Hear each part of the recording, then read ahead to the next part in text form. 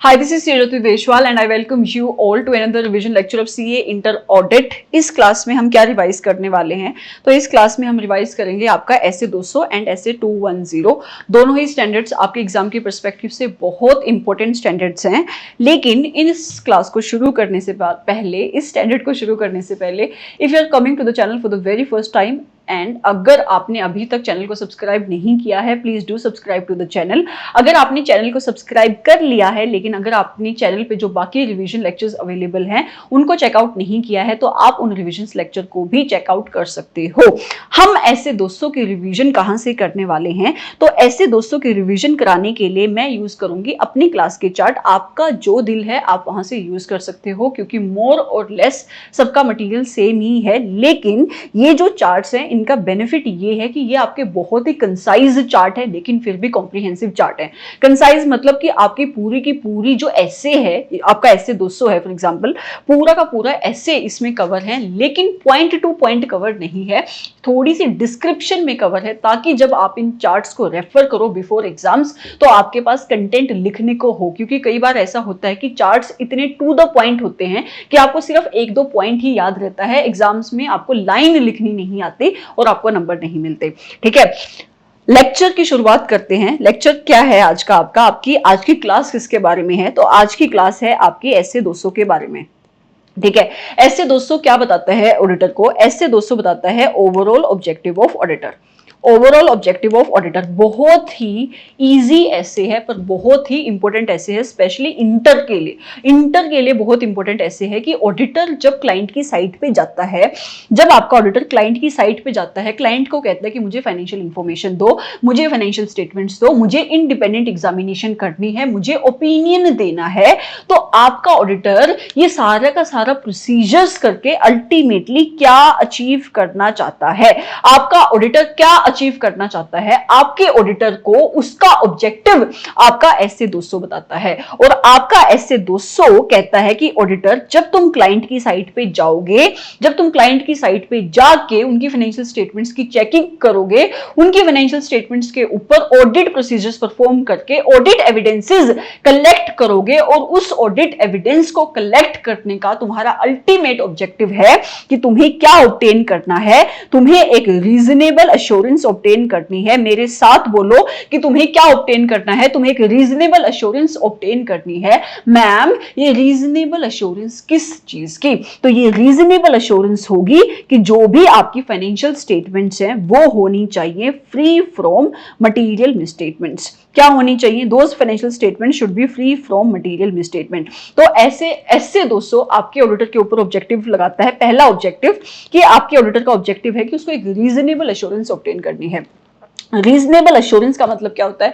इसके साथ साथ मेरे चैनल पे ऑडिट के बूस्टर शॉर्ट्स अवेलेबल हैं, वहां पे ये जो वर्ड्स आते हैं बीच बीच में, रीजनेबल एश्योरेंस क्या हुआ है, एनोमली क्या हुआ है, सैंपलिंग क्या हुआ, कितने टाइप की सैंपलिंग होती है, एफआरएफ क्या हुआ, ईटीसी, जिन सारे वर्ड्स से मिलके आपकी ऑडिट बनी है उन वर्ड्स का मतलब, प्लस जो भी आपकी केस स्टडी में आपसे क्वेश्चन पूछे जा सकते हैं, प्लस जो भी मटेरियल आप अपने सब्जेक्ट का रीडिंग करने के लिए छोड़ देते हो या आपको लगता है कि यहां से कोई डिस्क्रिप्टिव क्वेश्चन नहीं बन सकता, वो सारी चीजें उन ऑडिट बूस्टर शॉर्ट्स में अवेलेबल हैं। तो प्लीज डू रेफर दो शॉर्ट्स आल्सो, क्योंकि बहुत ही छोटे से टाइम के, थोड़े से टाइम के वो शॉर्ट्स हैं, 50 सेकंड 60 सेकंड्स के वो शॉर्ट्स हैं। इनफैक्ट 60 सेकंड्स के भी टोटल शॉर्ट्स नहीं है, सिर्फ 50 सेकंड्स के शॉर्ट्स हैं, बट वो आपकी ऑडिट की नॉलेज को बहुत ज्यादा बूस्टअप कर देंगे। ठीक है, तो हम वापिस आ जाते हैं ऐसे 200 पे। ऐसे 200 क्या कहता है कि ऑडिटर तुम्हारा ऑब्जेक्टिव क्या है कि तुम्हें रीजनेबल एश्योरेंस ऑब्टेन करनी है।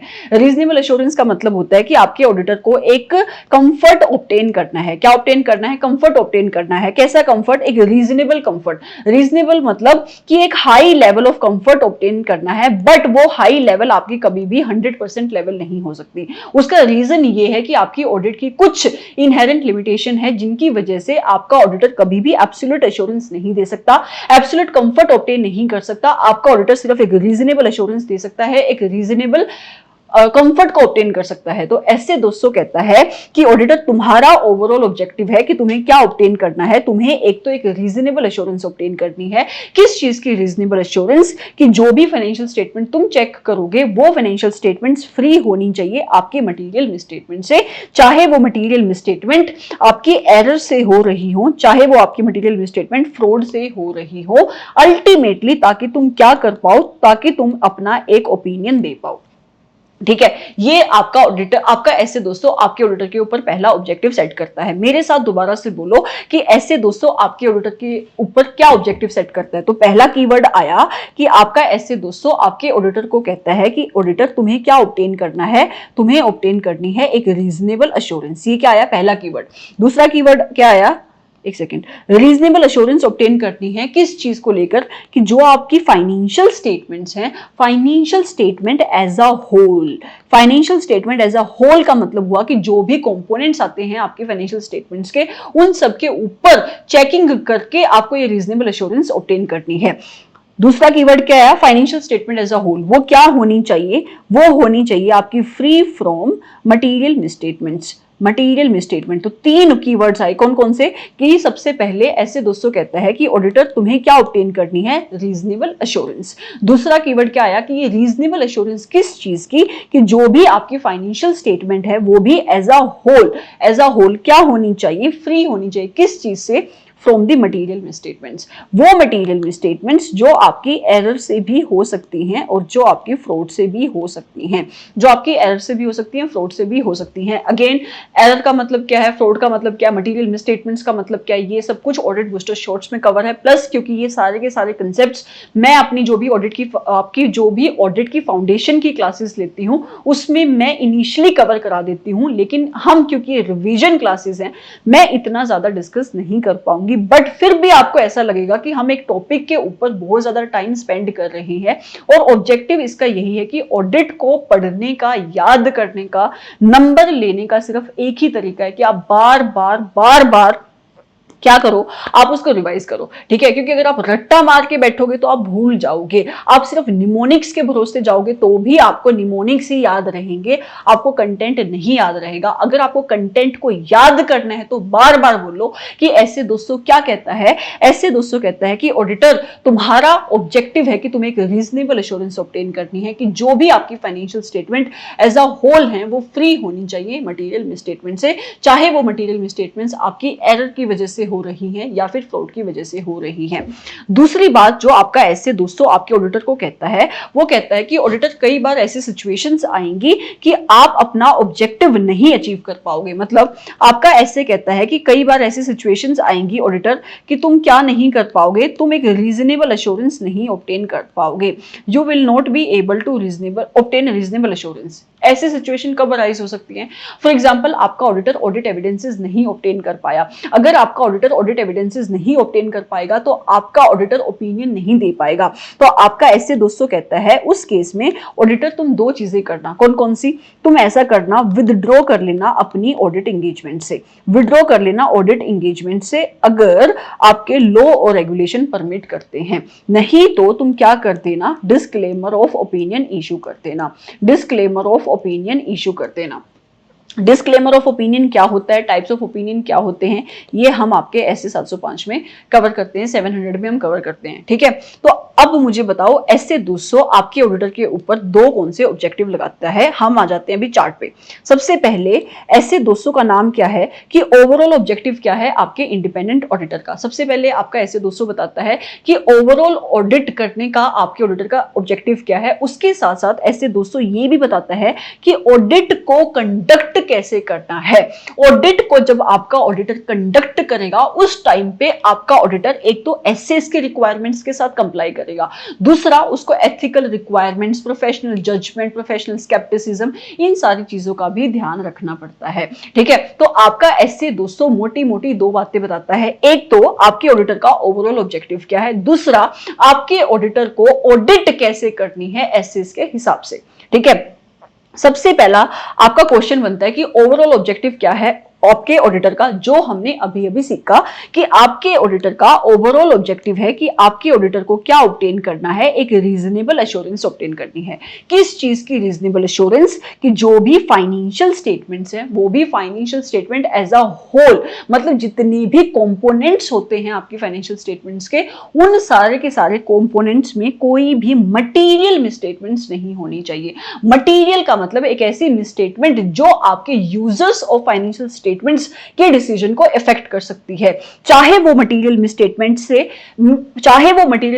आपकी एरर से हो रही हो, मतलब वो अनइंटेंशनल हो, चाहे वो मटेरियल मिसस्टेटमेंट आपकी फ्रॉड की वजह से हो, मतलब इंटेंशनल हो, ताकि आपका ऑडिटर एक ओपिनियन को एक्सप्रेस कर पाए, ताकि आपका ऑडिटर एक ओपिनियन दे पाए।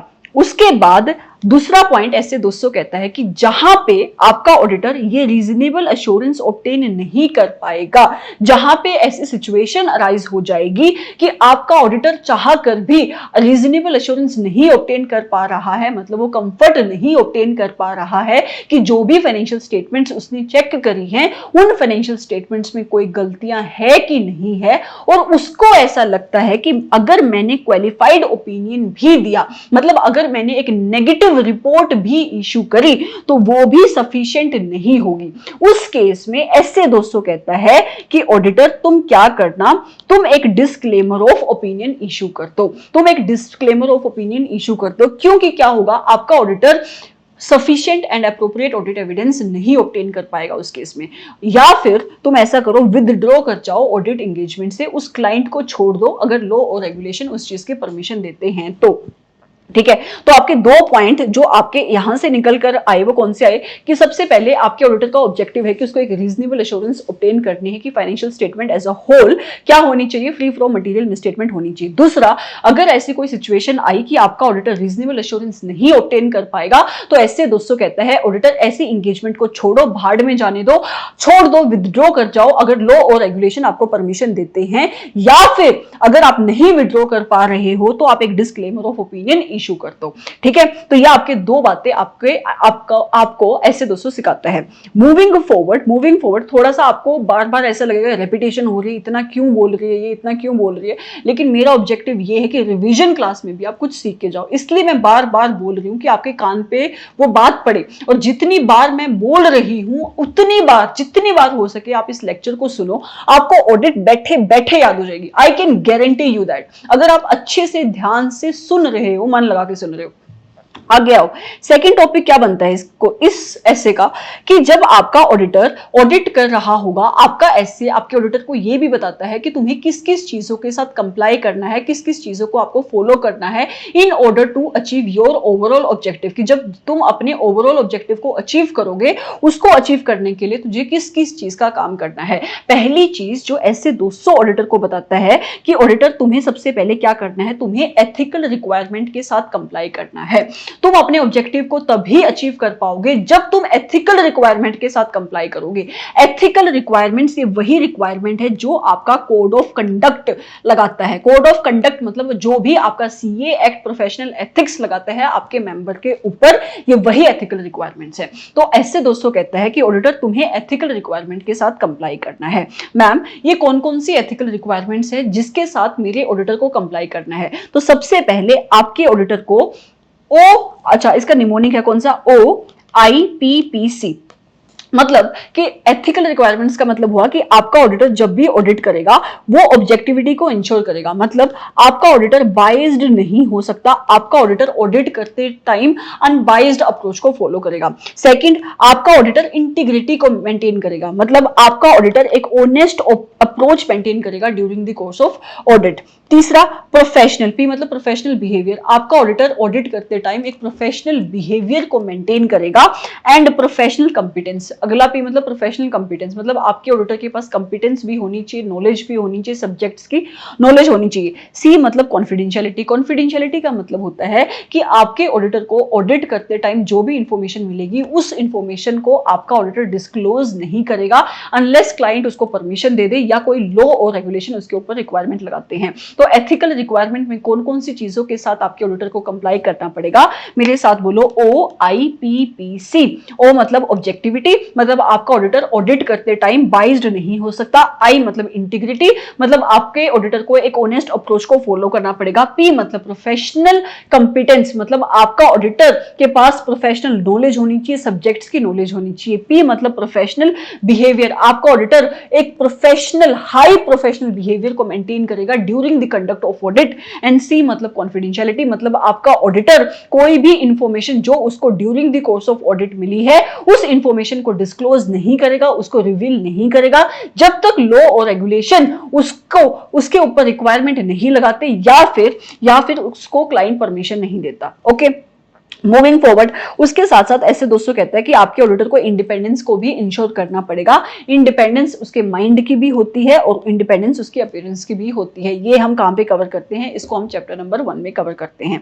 ठीक है, तो आपको समझ में आया। ऐसे दोस्तों ने पहली बात क्या बोली कि ऑडिटर अगर तुम्हें अपने ओवरऑल ऑब्जेक्टिव को अचीव करना है तो तुम्हें क्या इंश्योर करना पड़ेगा कि तुम एथिकल रिक्वायरमेंट्स के साथ कंप्लाई करो। दूसरी बात जो ऐसे दोस्तों ने बोली कि ऑडिटर अगर तुम्हें अपने ऑब्जेक्टिव को अचीव करना है तो तुम्हें एक प्रोफेशनल स्केप्टिसिज्म, वर्ड क्या है, तुम्हें एक प्रोफेशनल स्केप्टिसिज्म के एटीट्यूड को मेंटेन करना पड़ेगा। मतलब प्रोफेशनल स्केप्टिसिज्म का मतलब होता है आपका बीइंग एन ऑडिटर, आपका एटीट्यूड हमेशा एक क्वेश्चनिंग माइंड का होना चाहिए।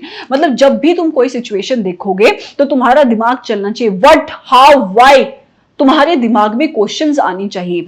तो प्रोफेशनल स्केप्टिसिज्म का मतलब होता है having an attitude of questioning mind and being alert to those situations which may be indicative of material misstatement. मतलब कि being an auditor it is your responsibility कि तुम थ्रू आउट द ऑडिट एक professional scepticism के attitude को maintain करो। मतलब throughout the audit तुम्हारा एक क्वेश्चनिंग माइंड का एटीट्यूड होना चाहिए। कैसा एटीट्यूड होना चाहिए? क्वेश्चनिंग माइंड का एटीट्यूड होना चाहिए। उसके साथ साथ जब भी तुम ऑडिट कर रहे होगे, ऑडिट करते टाइम तुम अलर्ट रहोगे, तुम सावधान रहोगे, तुम अलर्ट रहोगे उन सिचुएशंस को लेकर which may be indicative of misstatement, कि जिन सिचुएशंस की वजह से आपकी फाइनेंशियल स्टेटमेंट्स में मिस स्टेटमेंट्स हो सकती हैं।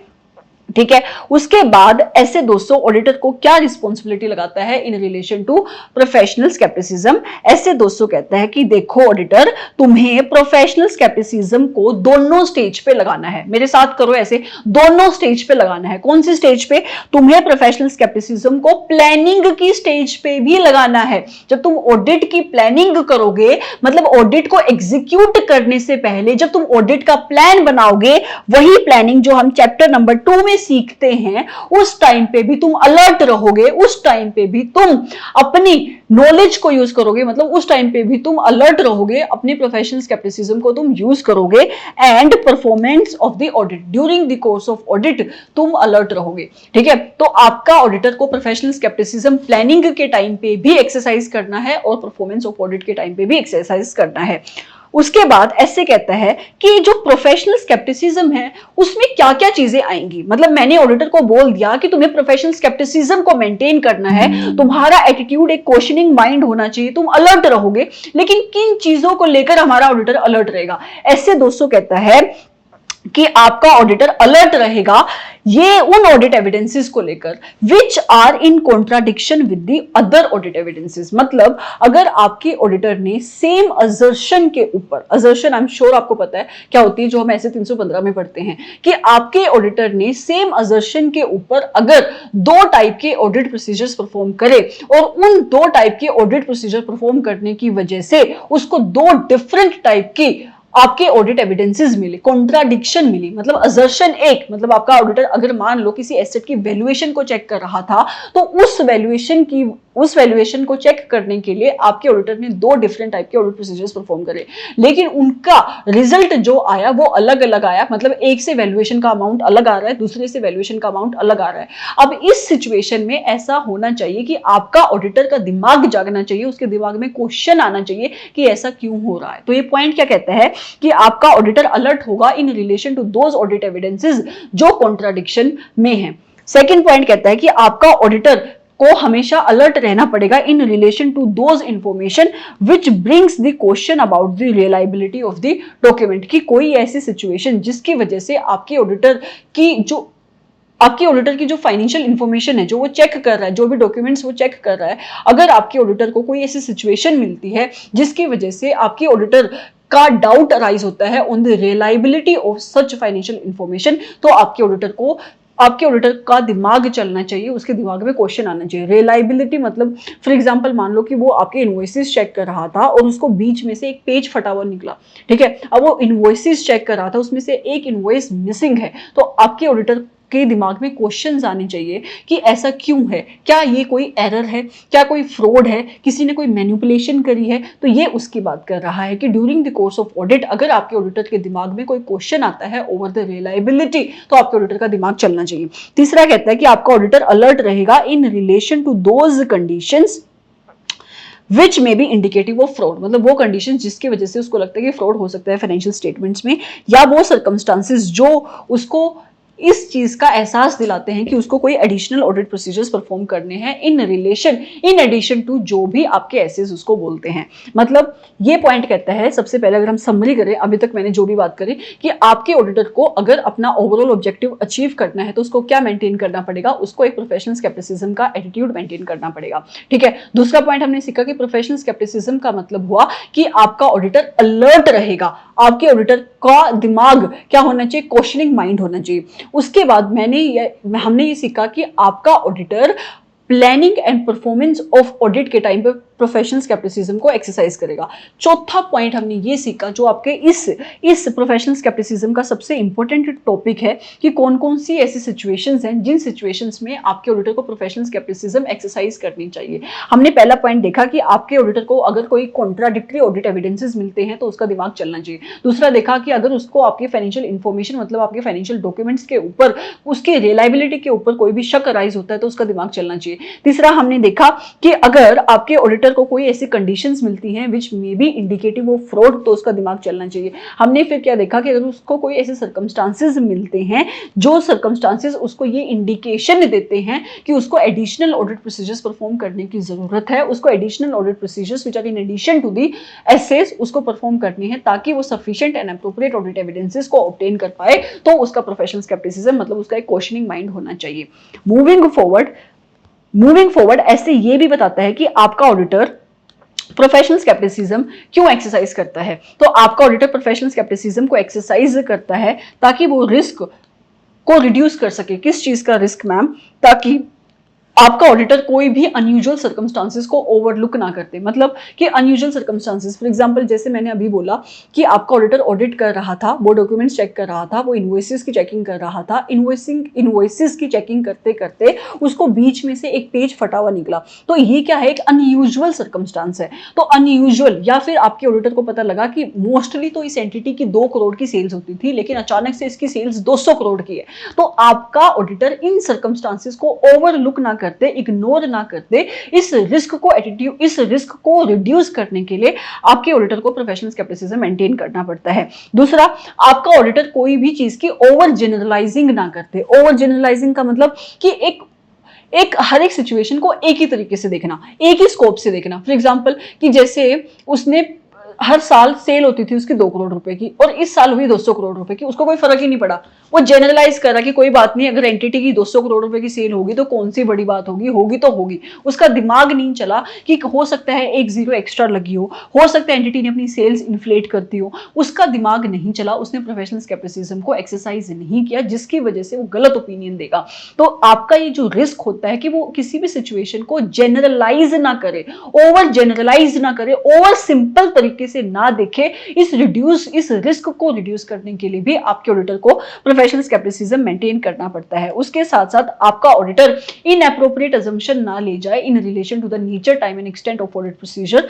उस रिस्क को भी रिड्यूस करने के लिए आपके ऑडिटर को प्रोफेशनल स्केप्टिसिज्म मेंटेन करना पड़ता है। अब मुझे दोबारा से समरी में बता दो मैंने कैसे किया। प्रोफेशनल स्केप्टिसिज्म को अलग अलग हेडिंग में बांटा है कि प्रोफेशनल स्केप्टिसिज्म का मतलब कैसे है, ठीक है, मतलब क्या होता है। उसके बाद ऑडिटर की रिस्पॉन्सिबिलिटी क्या है in relation to professional scepticism. फिर हमने ये सीखा कि ऑडिटर को प्रोफेशनल स्केप्टिसिज्म क्यों मेंटेन करना है। और इन चार्ट्स की ब्यूटी ही यही है कि आपकी सब हेडिंग बना दी गई है आपके पूरे एसेस की, ताकि आपको एक तो ये समझ में आए कि जो हम पढ़ रहे हैं वो क्वेश्चन क्या है। मैंने कोई भी चीज छुड़वाई नहीं है इन एसेज में, इन चार्ट्स में, पूरे के पूरे सिलेबस के समरी चार्ट्स में कोई भी चीज छुड़वाई नहीं है। तभी मैंने इन चार्ट को बोला कि कंसाइज हैं बट कॉम्प्रिहेंसिव हैं। आप इन चार्ट्स को 100% रेफर कर सकते हो 1 डे बिफोर में। ओके, मूविंग फॉरवर्ड, अगला पॉइंट जो आपका ऐसे दोस्तों कहता है वो कहता है कि हमारे ऑडिटर को प्रोफेशनल जजमेंट को भी एक्सरसाइज करना पड़ेगा जब आपका ऑडिटर ऑडिट करने जाएगा। मतलब मैम प्रोफेशनल जजमेंट का मतलब क्या हुआ कि जो भी नॉलेज है आपके ऑडिटर की, जो भी उसका एक्सपीरियंस है, उसकी एक्सपर्टीज है, उसको वो यूज करेगा in the course of audit. Professional judgement को एक्सरसाइज करना आपके ऑडिटर की रिस्पॉन्सिबिलिटी है। किस किस चीज पे आपका ऑडिटर, मतलब किस किस टाइम पे आपका ऑडिटर को अपनी नॉलेज को यूज करना है, आपके एक्सपीरियंस को यूज करना है, उसके एक्सपर्टीज को यूज करना है। तो ऐसे दोस्तों कहता है कि जब भी वो प्लानिंग करेगा और परफॉर्म करेगा ऑडिट की, जस्ट लाइक प्रोफेशनल स्केप्टिसिज्म। पहला पॉइंट हमने वहां पे भी क्या पढ़ा कि ऑडिटर की रिस्पॉन्सिबिलिटी थी in relation to professional scepticism कि जब भी वो ऑडिट को प्लान करेगा या वो ऑडिट को परफॉर्म करेगा तो वो प्रोफेशनल स्केप्टिसिज्म को एक्सरसाइज करेगा। तो यहां पे भी क्या है कि जब भी आपका ऑडिटर प्लानिंग करेगा या परफॉर्म करेगा ऑडिट को, उस टाइम पे आपका ऑडिटर क्या करेगा, प्रोफेशनल जजमेंट को एक्सरसाइज करेगा। आगे, आपका ऑडिटर हमेशा मतलब throughout the audit professional judgement को एक्सरसाइज करेगा। एंड आपका ऑडिटर मोस्टली इन एरियाज में प्रोफेशनल जजमेंट को एक्सरसाइज करेगा। इसको आप स्टार मार्क करके रख सकते हो। यहां से डायरेक्ट क्वेश्चन बन सकता है कि ऑडिटर किस किस एरिया में प्रोफेशनल जजमेंट को एक्सरसाइज करेगा। नंबर 1, जब आपका ऑडिटर मटेरियलिटी लेवल को डिसाइड करता है under SA 320 and audit risk की डिटर्मिनेशन करता है, उस केस में आपके ऑडिटर को अपनी नॉलेज का यूज करना पड़ता है, अपनी एक्सपीरियंस का यूज करना पड़ता है, अपनी एक्सपर्टीज का यूज करना पड़ता है। मतलब वो एक प्रोफेशनल जजमेंट का यूज करेगा। उसके साथ साथ जब आपका ऑडिटर एनटीई डिसाइड कर रहा होगा अपने ऑडिट प्रोसीजर्स की, वो ऑडिट प्रोसीजर जो आपके एसए 330 में आते हैं, ताकि वो sufficient and appropriate audit evidences obtain कर सके, तो उस टाइम पे भी वो अपना दिमाग लगाता है कि मुझे किस टाइप के ऑडिट प्रोसीजर परफॉर्म करने हैं, मतलब उनका नेचर क्या होना चाहिए, उनकी टाइमिंग क्या होनी चाहिए, मतलब किस टाइम पे मुझे उन ऑडिट प्रोसीजर्स को परफॉर्म करना है और किस एक्सटेंट तक मुझे चेकिंग करनी है। तो अपने एनटीई ऑफ ऑडिट प्रोसीजर्स को डिटरमाइन करने के लिए भी आपका ऑडिटर प्रोफेशनल जजमेंट को यूज करता है। उसके साथ साथ अगर आपका ऑडिटर जब एक बार ऑडिट एविडेंसेस ऑब्टेन कर लेता है, उसके बाद उसको इवैल्यूएशन करनी पड़ती है ये देखने के लिए कि जो भी ऑडिट एविडेंसेस मैंने ऑब्टेन करे वो सफिशिएंट है या नहीं। उस टाइम पे भी ही exercises the professional judgement. And जब आपका ऑडिटर इवैल्यूएशन करता है मैनेजमेंट की जजमेंट्स की, क्योंकि आपकी मैनेजमेंट भी फाइनेंशियल स्टेटमेंट बनाते टाइम बहुत सारे अकाउंटिंग एस्टिमेट्स लेती है, अकाउंटिंग जजमेंट्स लेती है। आपका ऑडिटर जब ये चेक करता है कि जो भी अकाउंटिंग एस्टिमेट्स आपकी मैनेजमेंट ने लिए हैं फाइनेंशियल स्टेटमेंट्स को बनाते टाइम, जो भी जजमेंट्स आपकी मैनेजमेंट ने ली है फाइनेंशियल स्टेटमेंट्स बनाते टाइम, वो मैनेजमेंट के एस्टिमेट्स, अकाउंटिंग जजमेंट्स वो रीजनेबल है या नहीं, वो एप्रोप्रिएट है या नहीं, इस टाइम पे भी आपका ऑडिटर अपनी प्रोफेशनल जजमेंट को एक्सरसाइज करेगा। उसके साथ साथ जब आपका ऑडिटर कंक्लूजन को ड्रॉ करता है, कंक्लूजन किससे, आपका ऑडिटर को जो भी ऑडिट प्रोसीजर्स परफॉर्म करके ऑडिट एविडेंसेस ऑब्टेन करे हैं उनकी इवैल्यूएशन के बाद आपका ऑडिटर एक कंक्लूजन पे पहुंचता है कि क्या मेरी financial statement as a whole true and fair view देती है या नहीं। उस टाइम पे भी आपका ऑडिटर प्रोफेशनल जजमेंट को एक्सरसाइज करता है। अगर मुझे ये क्वेश्चन आपको याद कराना हो तो मैं कहूंगी आप बिगिनिंग ऑडिट्स की बिगिनिंग से लेकर, मतलब जब वो मटेरियलिटी लेवल को डिसाइड करता है टिल द एंड कि वो ओपिनियन तक पहुंचता है, प्लस बीच में जो भी उसने ऑडिट प्रोसीजर्स परफॉर्म करे, हर एक लेवल पे वो क्या एक्सरसाइज करता है, प्रोफेशनल जजमेंट एक्सरसाइज करता है। तो ये और कुछ नहीं है, ये कुछ भी नहीं है, आपके सारे के सारे सिर्फ ऑडिट के स्टेप्स हैं, ठीक है। और अच्छा इंपोर्टेंट क्वेश्चन है कि किस किस एरिया में आपके ऑडिटर को प्रोफेशनल जजमेंट एक्सरसाइज करनी पड़ती है। मूविंग फॉरवर्ड, अगला क्वेश्चन आता है, जो अगला क्वेश्चन बनता है वो है आपका ऑडिटर अगर अपने ऑब्जेक्टिव तक पहुंचना चाहता है, अगर अपने ओवरऑल ऑब्जेक्टिव को अचीव करना चाहता है तो उसको क्या ऑब्टेन करना पड़ेगा, sufficient and appropriate audit evidences obtain करने पड़ेंगे और ऑडिट रिस्क की कैलकुलेशन करनी पड़ेगी। ये sufficient and appropriate audit evidences क्या होते हैं, ये हम ऐसे 500 में सीखते हैं। सफिशिएंसी का मतलब होता है कि आपका ऑडिटर कि जो क्वांटिटी होगी ऑडिट एविडेंसेस की वो इतनी होनी चाहिए कि उसको एक एश्योरेंस मिल सके, ठीक है।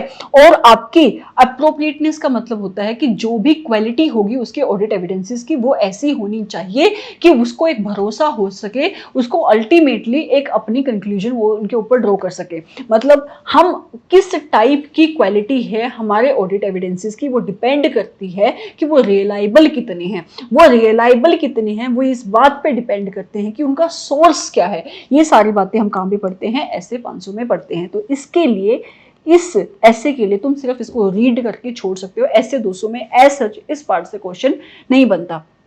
अगला टॉपिक है ऑडिट रिस्क। ऑडिट रिस्क क्या है, ये आता है आपका ऐसे 315 में। ऐसे 315 में पहले मुझे एक ऑडिट रिस्क का आपको मोटा मोटा मतलब बताने दो। ऑडिट रिस्क का मतलब होता है कि आपका ऑडिटर एक इनएप्रोप्रिएट रिजल्ट दे देगा, इनएप्रोप्रिएट ओपिनियन इशू कर देगा जब आपकी financial statement in actual materially मिसस्टेटेड है। मतलब कि आपका ऑडिटर एक क्लीन रिपोर्ट दे देगा जब आपके फाइनेंशियल स्टेटमेंट्स में एक्चुअल में क्या है, मिस स्टेटमेंट्स है। तो ऑडिट रिस्क का मतलब होता है एक रिस्क कि आपका auditor will express an inappropriate audit opinion जब आपकी फाइनेंशियल स्टेटमेंट्स क्या है, मटेरियली मिसस्टेटेड है। और ऑडिट रिस्क क्या होता है, आपका risk of material misstatement into detection risk, जिसको हम इन डेप्थ आपके चैप्टर प्लस ऐसे 315 में कवर करते हैं। तो इसको भी आप इस ऐसे के लिए छोड़ सकते हो रीड करके। मैं इसलिए बोल रही हूँ, छोड़ने का मतलब ये नहीं कि आपको सिलेबस छोड़ना है। जब आप कोई भी चीज करने बैठते हो तो आपको अपना स्कोप डिफाइन करना पड़ता है कि इस चैप्टर में से या इस ऐसे में से मुझे क्या याद करना है, कहाँ से कैसा क्वेश्चन बन सकता है। तो हमने अभी तक 3 क्वेश्चन करे। एक कि आपके ऑडिटर का ओवरऑल ऑब्जेक्टिव क्या है, दूसरा उसको एथिकल रिक्वायरमेंट्स के साथ कंप्लाई करना है, प्रोफेशनल स्केप्टिसिज्म और प्रोफेशनल जजमेंट के साथ एक्सरसाइज कंप्लाई करना है, ठीक है।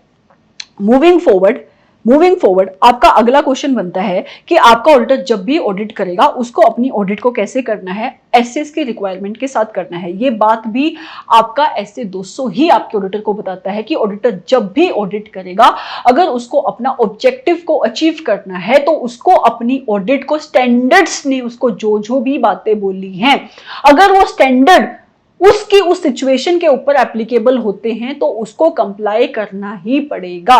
स्टैंडर्ड्स के साथ कंप्लाई करना मैंडेटरी है, रिकमेंडेटरी नहीं है। स्टैंडर्ड्स आपके ऑडिटर के ऊपर अप्लाई होते हैं, ठीक है। पहला पॉइंट क्या है, ऐसे दोस्तों कहता है कि ऑडिटर आपकी सारी की सारी रिक्वायरमेंट ऑफ एसेस के साथ कंप्लाई करेगा। मतलब कि अगर आपकी एंटिटी के ऊपर कोई पर्टिकुलर स्टैंडर्ड लगता है, इसका मतलब ये हुआ कि हर एक एंटिटी के ऊपर हर एक स्टैंडर्ड एप्लीकेबल नहीं होगा। कैसे, अगर किसी एंटिटी के अंदर for example internal audit function नहीं है तो उसके ऊपर ऐसे 610 अप्लाई नहीं होगा। उस केस में आपके ऑडिटर को ऐसे 610 के रिक्वायरमेंट के साथ कंप्लाई नहीं करना। लेकिन अगर किसी एंटिटी के ऊपर कोई एक पर्टिकुलर स्टैंडर्ड अप्लाई होता है तो ये पॉइंट कहता है कि आपके ऑडिटर को उस स्टैंडर्ड के अंदर लिखी हुई सारी बातों के साथ कंप्लाई करना है। क्या कहता है कि स्टैंडर्ड पहली बात तो सब्जेक्टिव है नेचर, मतलब वो सर्कमस्टांस के ऊपर डिपेंड करेंगे कि क्या आपकी ऑडिट में वो सर्कमस्टेंस एग्जिस्ट करते हैं कि नहीं करते हैं। फॉर एग्जांपल अगर आपका ऑडिटर एक ऐसी एंटिटी की ऑडिट कर रहा है जिसके अंदर इंटरनल ऑडिट फंक्शन एग्जिस्ट करता है तो वो सर्कमस्टेंस एग्जिस्ट करता है, उस केस में आपके ऑडिटर को ऐसे 610 के रिक्वायरमेंट के साथ कंप्लाई करना है, ठीक है। फिर कहता है कि आपके ऑडिटर को नॉलेज होनी चाहिए सारे के सारे टेक्स्ट ऑफ द स्टैंडर्ड की। फॉर एग्जांपल अगर आपके एंटिटी के ऊपर ऐसे 610 लगता है तो 610 ने जो भी बातें आपके ऑडिटर को बोली हैं, आपके ऑडिटर को सारी की सारी बातों की नॉलेज होनी चाहिए। ऑडिटर जब तक उसने स्टैंडर्ड के साथ कंप्लाई नहीं किया है वो एक्सप्लिसिटली इस बात को नहीं बोलेगा that I have complied with the requirements of the standard. तो 3 पॉइंट आए। सबसे पहले वो सर्कमस्टांसेस देखेगा कि क्या एंटिटी में वो सर्कमस्टांसेस एग्जिस्ट करते हैं कि कोई पर्टिकुलर स्टैंडर्ड मेरे ऊपर एप्लीकेबल होता है या नहीं होता है। अगर होता है तो वो उस एंटिटी के उस स्टैंडर्ड की सारी रिक्वायरमेंट्स के साथ कंप्लाई करेगा। तीसरा, वो जब तक ये बात को नहीं एक्सप्लिसिटली बोलेगा कि मैंने स्टैंडर्ड्स की रिक्वायरमेंट के साथ कंप्लाई किया है, अनलेस उसने स्टैंडर्ड की रिक्वायरमेंट के साथ कंप्लाई किया है, उसके साथ साथ उसकी जो भी एंटायर टेक्स्ट है स्टैंडर्ड का उसकी नॉलेज होनी चाहिए। मूविंग फॉरवर्ड सेकंड पॉइंट कहता है कि हर एक ऐसे अपना एक इंडिविजुअल ऑब्जेक्टिव बताता है। आपने जितने भी अपनी रेगुलर क्लासेस में स्टैंडर्ड्स देखे होंगे, आपने सबसे पहले क्या देखा होगा कि कब ये आया, उसकी डेट क्या थी, उसका स्कोप क्या है, फिर उसके नीचे लिखा होता है कि ऑडिटर का ऑब्जेक्टिव क्या है। मतलब हर एक इंडिविजुअल ऐसे का एक ऑब्जेक्टिव होता है और हमारे ऑडिटर को उस ऑब्जेक्टिव के साथ क्या करना पड़ता है, कंप्लाई करना पड़ता है। क्या करना पड़ता है, कंप्लाई करना पड़ता है। तो सबसे पहले ऑडिटर को क्या करना पड़ेगा, उसकी कंप्लायंस करने के लिए उसको एक अंडरस्टैंडिंग ऑब्टेन करनी पड़ेगी। क्या ऑब्टेन करनी पड़ेगी, उसको एक अंडरस्टैंडिंग ऑब्टेन करनी पड़ेगी कि आपके ऑडिटर को कि जो भी ऑडिट प्रोसीजर्स उस एक पर्टिकुलर स्टैंडर्ड के अंदर लिखे हैं, उनके एडिशन में कोई और एडिशनल ऑडिट प्रोसीजर्स परफॉर्म करने की नीड है या नहीं, ताकि वो जो भी ऑब्जेक्टिव आपके एसेस के अंदर है उसके साथ कंप्लाई कर पाए या नहीं। उसके साथ साथ आपके ऑडिटर को ये इवेलुएट करना पड़ेगा कि क्या उसने sufficient and appropriate audit evidences obtain कर लिए हैं या नहीं कर लिए हैं। मूविंग फॉरवर्ड, तीसरा पॉइंट जो कहता है वो कहता है आपके ऑडिटर को सारे के सारे रिक्वायरमेंट के साथ कंप्लाई करना पड़ेगा। अब भी हमने जो पहला पॉइंट पढ़ा उसमें भी यही पढ़ा कि आपके ऑडिटर को जो भी पर्टिकुलर ऐसे उस एंटिटी के ऊपर एप्लीकेबल होता है, उस सर्कमस्टांस में एप्लीकेबल होता है, उसके अंदर जो जो भी बातें उस ऐसे ने बोली है उन सब के साथ उसको कंप्लाई करना पड़ेगा। अनलेस या तो पूरा का पूरा ऐसे ही नहीं लगता, मतलब ऐसे 610 उस केस में एप्लीकेबल ही नहीं होगा अगर एंटिटी के पास इंटरनल ऑडिट फंक्शन नहीं है, तो या तो वो ऐसे लगता ही नहीं, उस केस में उसको कंप्लाई करने की नीड नहीं है, या फिर अगर कोई ऐसे कंडीशनल है, कंडीशनल मतलब कि अगर वो कंडीशन एग्जिस्ट करेगी तो आपके ऑडिटर को कंप्लाई करना है, नहीं तो नहीं करना है। तो आपका ऑडिटर अगर कंडीशन के हिसाब से अगर वो कंडीशन एग्जिस्ट करती है तो आपके ऑडिटर को उस रिक्वायरमेंट के साथ कंप्लाई करना है, अदरवाइज नहीं कंप्लाई करना है। मूविंग फॉरवर्ड, अगर आपका ऑडिटर को ऐसा लगता है कि कोई ऐसी सिचुएशन है कि जो भी ऑब्जेक्टिव उसके ऊपर उस पर्टिकुलर एसे ने लगाया है वो अचीव नहीं कर पाएगा, फॉर एग्जांपल एसे 200 हमारे ऊपर ऑडिटर के ऊपर ऑब्जेक्टिव लगाता है कि उसको अल्टीमेट उसका ऑब्जेक्टिव क्या है कि उसको एक रीजनेबल एश्योरेंस ऑब्टेन करनी है। अगर वो अचीव ना कर पाए उस केस में ऑडिटर को ये इवेल्युएट करना पड़ेगा सबसे पहले कि क्या ऐसा ऑब्जेक्टिव की वजह से, मैं कोई और ऐसे का नाम ले लेती हूँ क्योंकि अल्टीमेटली एक सेकेंड, आपका फॉर एग्जाम्पल आपका ऐसे 315, ऑडिटर को क्या कहता है कि ऑडिटर को एक अंडरस्टैंडिंग ऑब्टेन करनी है, ठीक है। ऑडिटर को एक अंडरस्टैंडिंग ऑब्टेन करनी है एंटिटी की, उसके एनवायरनमेंट की, उसको एक अंडरस्टैंडिंग ऑब्टेन करनी है कि क्या इस एंटिटी की, इसकी एंटिटी कैसी है, इन्वायरमेंट कैसा है, रिस्क असेसमेंट प्रोसीजर परफॉर्म करके उसको रिस्क ऑफ मटेरियल मिसस्टेटमेंट की अंडरस्टैंडिंग लेनी है, risk of material misstatement obtain करना है, ठीक है। तो उस केस में अगर वो by chance for what ever reasons अगर इस ऐसे के साथ कंप्लाई ना कर पाए, अपने इस ऑब्जेक्टिव को अचीव ना कर पाए, तो उसको इवैल्यूएट करना पड़ेगा कि क्या इस non achievement of any objective which is stated in any particular ऐसे, उसकी वजह से उसके ओवरऑल ऑब्जेक्टिव पे कोई फर्क पड़ रहा है या नहीं पड़ रहा है। उसके ओवरऑल ऑब्जेक्टिव पे कोई फर्क पड़ता है कि नहीं फर्क पड़ता है। ओवरऑल ऑब्जेक्टिव मतलब उसके ऐसे 200 में जो उसका डिफाइंड है कि उसको अल्टीमेटली नॉन अचीवमेंट करने की वजह से क्या वो अभी भी वो रीजनेबल एश्योरेंस को ऑब्टेन कर पा रहा है कि नहीं कर पा रहा है, ठीक है। उसके साथ साथ अगर ऑडिटर को लगता है कि मैं नहीं अचीव कर पा रहा हूं अपना ओवरऑल ऑब्जेक्टिव, तो उसको अपनी ऑडिट रिपोर्ट को क्या करना पड़ेगा, मॉडिफाई करना पड़ेगा या विड्रॉ कर देगा ऑडिट एंगेजमेंट से। ये पॉइंट हम ऑलरेडी ऐसे 200 की अभी जब हमने स्टार्टिंग करी कि अगर वो रीजनेबल एश्योरेंस नहीं ऑब्टेन कर पाएगा उस केस में वो क्या करेगा, डिस्क्लेमर ऑफ ओपिनियन दे देगा, मतलब मॉडिफाइड रिपोर्ट दे देगा या फिर विड्रॉ कर देगा ऑडिट एंगेजमेंट से। ये पॉइंट आया। तो अगर मुझे समराइज करना हो, ये पॉइंट कहते हैं कि आपके ऑडिटर को एसएस के रिक्वायरमेंट के साथ कंप्लाई करना है। पहली बात, आपके ऑडिटर को पूरे के पूरे टेक्स्ट की अंडरस्टैंडिंग होनी चाहिए ऐसे की। दूसरी बात, आपके जो एसेज है वो सब्जेक्टिव है, वो सर्कमस्टांस के ऊपर बेस्ड है। अगर आपकी एंटिटी में वो सर्कमस्टांस एग्जिस्ट करता है तो आपके ऑडिटर को कंप्लाई करना है उस स्टैंडर्ड के रिक्वायरमेंट के साथ। अगर नहीं एग्जिस्ट करता है तो उसके ऊपर कंप्लाई करने की रिक्वायरमेंट एप्लीकेबल नहीं होती है। अगर फॉर वट एवर रीजंस आपका ऑडिटर किसी भी स्टैंडर्ड की रिक्वायरमेंट के साथ कंप्लाई नहीं कर पाता है, अपने ऑब्जेक्टिव को नहीं फुलफिल कर पाता है, तो उसको ये इवेल्युएट करना पड़ेगा कि इस नॉन फुलफिलमेंट ऑफ ऑब्जेक्टिव की वजह से जो उसका अल्टीमेट ऑब्जेक्टिव है, जो उसका ओवरऑल ऑब्जेक्टिव है ऑडिट का, उसको वो अचीव कर पाया या नहीं कर पाया। अगर वो नहीं कर पाया तो वो उस इंगेजमेंट से या तो विथड्रॉ कर देगा या डिस्क्लेमर ऑफ ओपिनियन मतलब एक मॉडिफाइड रिपोर्ट को वो इशू कर देगा। तो ये आपकी समरी थी एसएस की कंप्लायंस को लेकर। तो अभी तक मुझे बता दो इस एसए में आपने कौन कौन से पॉइंट पढ़े। सबसे पहले आपके ऑडिटर का ओवरऑल ऑब्जेक्टिव क्या है। दूसरा पॉइंट आपने क्या पढ़ा कि आपके ऑडिटर को जब भी ऑडिट करेगा आपकी एथिकल रिक्वायरमेंट्स के साथ कंप्लाई करना है, जिसमें हमने क्या पढ़ा OIPPC मतलब objectivity, integrity, professional behaviour, professional competence and confidentiality. उसके बाद हम नीचे आए, हमने क्या पढ़ा कि आपके ऑडिटर को प्रोफेशनल स्केप्टिसिज्म के साथ भी कंप्लाई करना है, प्रोफेशनल जजमेंट को भी एक्सरसाइज करना है और अपने कंप्लायंस इंश्योर करना है जो भी स्टैंडर्ड्स उसके ऊपर उस रिक्वायरमेंट को सेट करते हैं। ये आपका मोटा मोटा पूरा एसए 200 था। ठीक है, ये आपका पूरा पूरा क्या था, एसए 200 था। उसके साथ अब आता है आपका एक क्वेश्चन और इस एसए का, और जो बहुत इंपॉर्टेंट क्वेश्चन है कि आपकी ऑडिट की इनहेरेंट लिमिटेशंस क्या है। मैंने जब आपको ये ऐसे स्टार्ट करवाया, शुरू करवाया, उस टाइम पे मैंने क्या बोला कि ऑडिटर का ऑब्जेक्टिव है कि ऑडिटर को एक रीजनेबल एश्योरेंस ऑब्टेन करनी है। तो अगर मैंने ये आपको तब भी बोला कि आपको ऑडिटर चाह कर भी एब्सोल्यूट एश्योरेंस नहीं दे सकता, उसका रीजन ये है कि ऑडिट की कुछ इनहेरेंट लिमिटेशंस हैं। तो ये वही इनहेरेंट लिमिटेशंस हैं जो आपके ऑडिटर को मजबूर करते हैं कि रीजनेबल एश्योरेंस देने में। कौन कौन सी, और इसके ऊपर डायरेक्ट क्वेश्चन आता है, कौन कौन सी। Number 1, nature of financial reporting.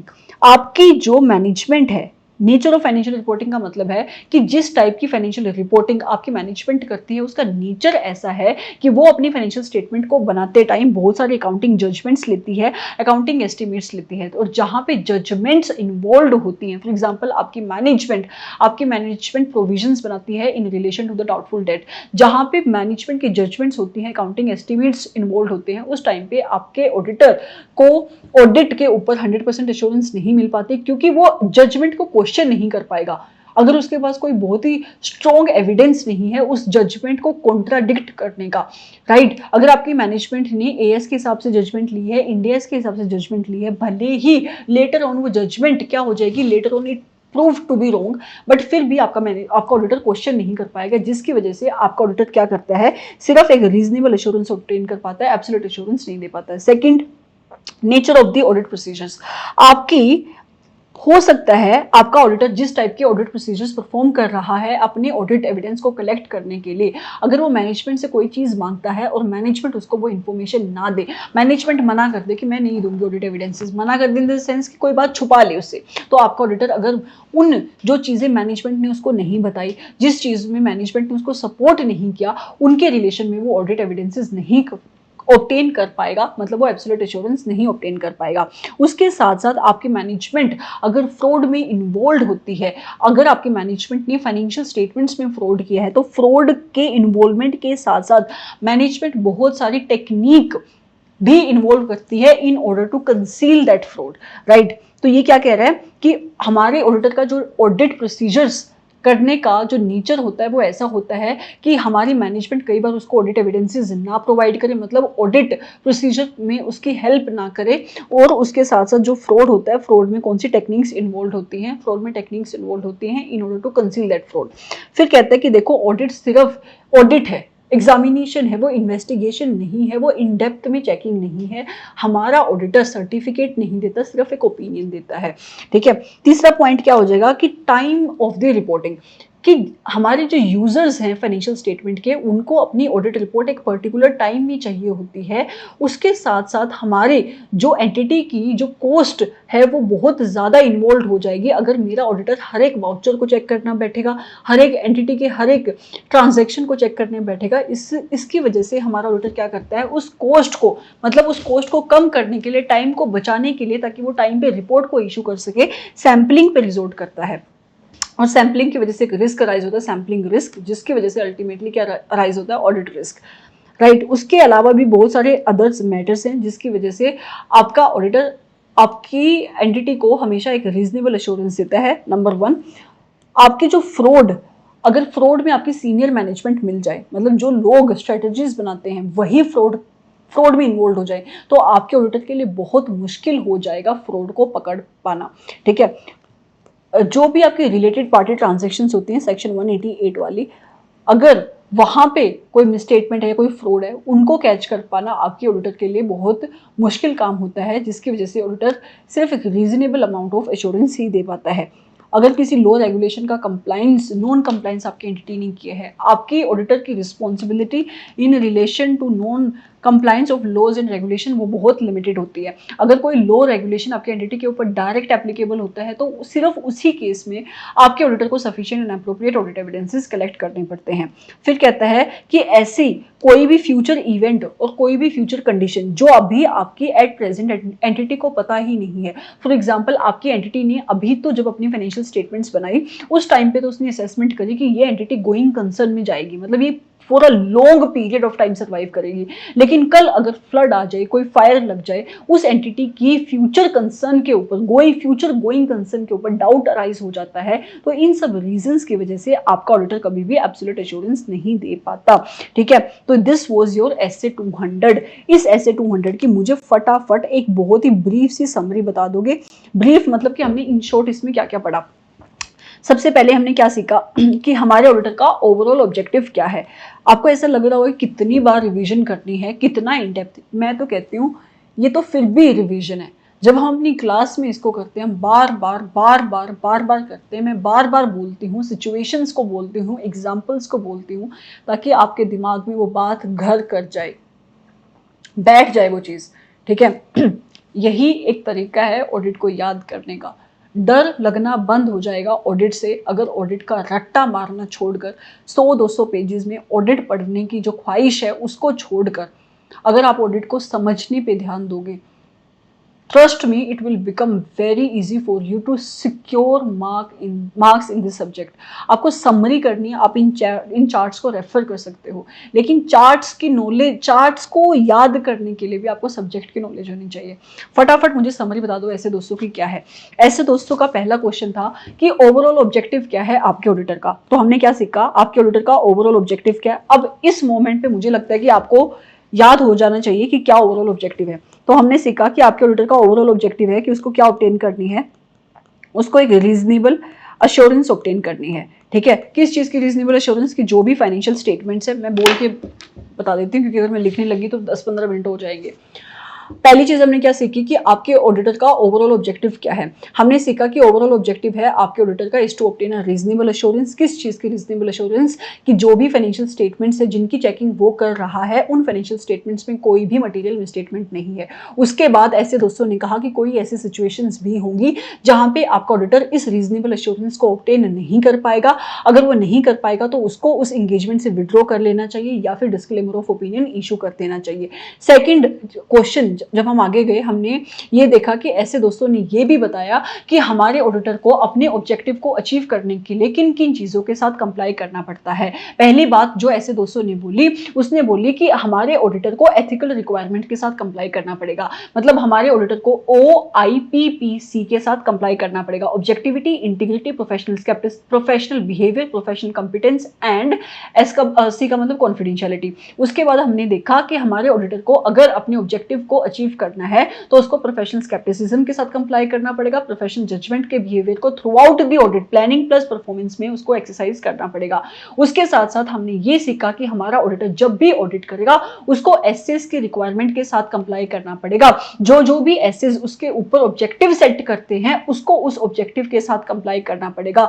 अगर इन केस वो उसके ऑब्जेक्टिव के साथ कंप्लाई नहीं कर पा रहा है तो उसको ये इवेलुएट करना पड़ेगा कि इस नॉन कंप्लायंस की वजह से उसका जो अल्टीमेट ऑब्जेक्टिव है ऐसे 200 में उसके ऑब्जेक्टिव के ऊपर क्या इफेक्ट पड़ रहा है एंड अल्टीमेटली वो अपनी ऑडिट रिपोर्ट में उसको इन्वॉल्व करेगा। उसके बाद हमने देखा कि ऑडिट की कौन कौन सी इनहेरेंट लिमिटेशंस है जिसकी वजह से हमारा ऑडिटर हमेशा एक रीजनेबल एश्योरेंस देता है, कभी भी एब्सोल्यूट एश्योरेंस नहीं देता। जो थी number 1 nature of the financial reporting, मतलब हमारी मैनेजमेंट अपनी फाइनेंशियल स्टेटमेंट्स को बनाते टाइम अकाउंटिंग एस्टिमेट्स लेती है, अकाउंटिंग जजमेंट्स लेती है। दूसरा nature of the audit procedures, ये था कि हमारी मैनेजमेंट अगर चाहे तो ऑडिटर की हेल्प ना करे ऑडिट प्रोसीजर्स को परफॉर्म करने में। मैनेजमेंट फ्रॉड में इन्वॉल्व हो सकती है। हमारी जो ऑडिट है वो सिर्फ एग्जामिनेशन है, वो कोई भी इन्वेस्टिगेशन नहीं है। तीसरा, हमने देखा कि जो हमारी टाइमिंग होती है रिपोर्टिंग की, जो हमारे यूजर्स होते हैं फाइनेंशियल स्टेटमेंट्स के, उनको एक टाइम पे रिपोर्ट चाहिए होती है। अगर हम उनको उस टाइम पे रिपोर्ट नहीं देंगे तो वो उस रिपोर्ट की रेलिवेंस खत्म हो जाएगी, जिसकी वजह से हमारा ऑडिटर सैम्पलिंग करता है, 100% चेकिंग नहीं करता, जिसकी वजह से एक रिस्क राइज होता है जिसको कहते हैं सैम्पलिंग रिस्क। उसके बाद हमने देखा कि कौन कौन से अदर फैक्टर्स हैं, जैसे कि अगर आपकी मैनेजमेंट फ्रॉड में इन्वॉल्व हो जाए या फिर आपकी रिलेटेड पार्टी ट्रांजैक्शंस है, इन सारे रीजंस की वजह से भी आपका ऑडिटर कभी भी 100% एश्योरेंस नहीं दे सकता, हमेशा एक रीजनेबल एश्योरेंस देता है। तो ये था आपका ऐसे 200। आई होप कि आपको ये ऐसे 200 लगा होगा, नहीं बहुत अच्छा लगा होगा। और अगर आपको ऐसे 200 अच्छा लगा है, please do like the video and do subscribe to the channel and share it as much as possible, because more you will share it, more you will get it. Okay, ऐसे 210 मैंने बोला था कि इसी वीडियो में हम cover करेंगे, but ये एक्सटेंड होगी ये वीडियो, तो ऐसे 210 की there is going to be a separate video, आप उसको भी चेकआउट कर सकते हो। Thank you so much for listening, thank you, have a nice day, bye.